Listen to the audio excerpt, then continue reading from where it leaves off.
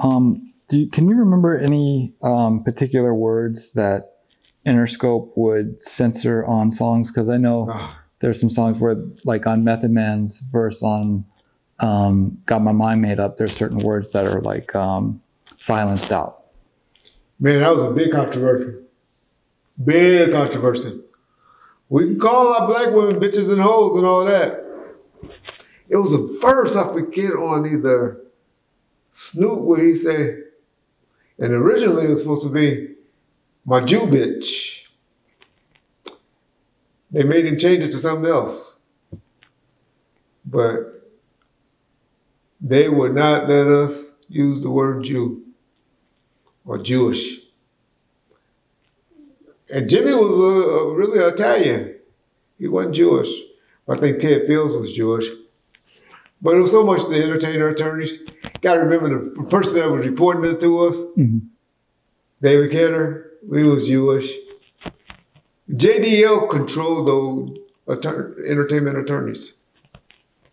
And Interscope was big in protecting their race, but as Dolores Tucker was trying to do, why we call her, bitches and hoes, and she didn't like that word. So I get it now, being an older man. I hear it, but I just always found it hypocritical of Interscope to allow those words get out. But man, there's been plenty of songs, and I think she got paid some money before to take out the word Jew bitch or Jew girl or something. Forget the song. It was one of Snoop's songs that was real popular, and that was a big argument about using the word a Jew girl or Jew hoe, Jew something. Yeah. Okay. Can you tell me about your reaction to the series on Murder Inc? And I guess that's everybody's doing his press run now, which is what. Yeah. Actually, I saw the first episode of it. Okay. And so it's out already with the Murder Inc. Are they calling it Chronicles or no? Murder Inc. Stories. It's on BET. Okay. I forget the name. I think it's Murder Inc. Stories. Murder Inc. Story. I told y'all why they eventually went to the Inc., right? And Death Row went to the Row. Okay. That's because they didn't like those words and they would try to get away with it, but it's funny that they both went back to them. That's just how we go in the errors, where certain words is not good, and then we change our mind about it and be like, fuck it. But man, I bring it up to say I used to always diss my boy Puffy and say he was the sample king. Learning Irv Gotti history and listening to some of the interviews, Irv Gotti was the biggest sample king out, but a hell of a talent. The first episode that I saw, and I know this one will probably be up by the time part 2 is up, but I'm not able to speak on it because I haven't saw it yet. And also there's a series running on Discovery Channel, just want to throw out again, about the Biggie Tupac. I don't know how it's going to be. I know your boy Gene Deal's on there, Keefe's on there, Miles James on there, Greg Katie's on there, Reggie Wright's on there.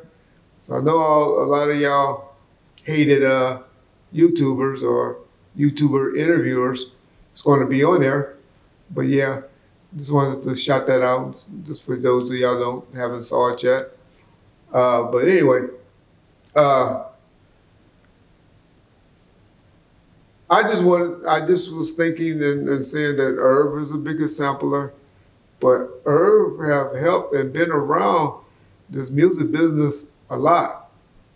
And yeah, I remember I told y'all a story. I love how stuff comes to truth that I'll be telling y'all, giving y'all game on how the DMX saving hip hop and how Leo Cohen and them believe that that DMX was going to save rap and history and Def Jam.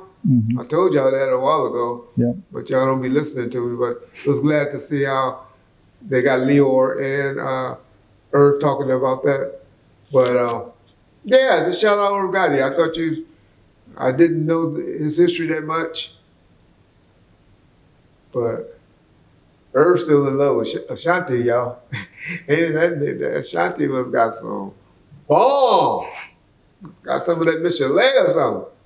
That nigga still talking about Ashanti. Man, Irv, let that woman go and live her life. Leave that woman alone, man. We too old for this shit now. But yeah. Okay. Shout out Irv. Still love you and Chris. Y'all good dudes. Can you talk about how, or your reaction to finding out that Kurupt had gone to Wack 100 at that game show and said, hey, he pulled them aside apparently, and said, hey, the 60 people are here. They're kind of after you. You might not, you might want to head out. And then Wack kind of exposed that a little bit. Yeah, I hate Wack does that with people. Just like he did me like that with James and said, I told him that I pulled that interview down because James asked me to. Mm-hmm. I ain't never told y'all a lie. So if I said it or purposely told y'all a lie, maybe mistakenly say some stuff or get my dates and stuff wrong, I ain't never purposely told y'all outright and lie. Catch me in it if you can. So I'm saying that to say that conversation happened. Mm-hmm. But he like exposing people but when you learn that, he'll never be able to do that to me again. Because I know that about him now. Yeah. I hate that he did Kurupt like that because Kurupt I told y'all, Kurupt got one bad thing, it's bad, that he did. Yeah. Other than that, man, that nigga Kurupt is a solid dude in my opinion. One of the coolest dudes out there. Now you say, how can you say that, Reggie, knowing what he did? We all make mistakes. I can tell you a whole lot of motherfuckers that did it. I done been on planes with chicks that was 16 years old that had no business being on an airplane going somewhere with us.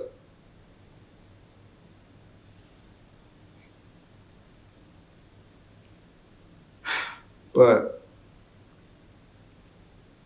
I guess that was the era we was living in. We were young, we was only 20-something, in our 20s. So it didn't look that bad. Now me having a 21, well no, my daughter older than that now. But daughters that's over 20, I get it. I hate it. Or when they was 16 or 17, I want to kill you behind that. Mm-hmm.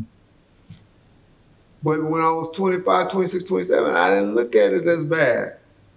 I ain't never did it. I ain't never been attracted to no, I don't see it. I don't understand it. Mm. But I can tell y'all a whole bunch of niggas. Y'all do the math on a junior and his mama.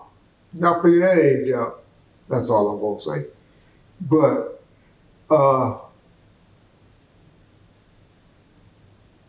shit, I'll put my own business out there. My mama was 17 when she had me. My daddy was 19. Not that big of a difference, but I'm just trying to show y'all that was not as unusual as, but they were married. They were married. But my mom and dad was married a year prior to my birth. But it happens, and I'm not saying that was the 60s, early 70s, late 60s, early 70s. And so I guess in the 80s we still hadn't learned, or the 90s, still hadn't learned. That's what we know today. But that's Kurupt, man, Kurupt. We know what Wack's about. And I don't have a problem with that because they did have some history together. Wack them been with Kurupt around Death Row during that time. So they knew each other. Wack then saw Big Hugh and, Kurupt then saw Big Hugh and Wack chilling and being cool together before. I just hate that Wack exposed that. I'll be honest. It was wrong. And shout out to Kurupt for doing that. I don't have no problem with that at all. Mm-hmm.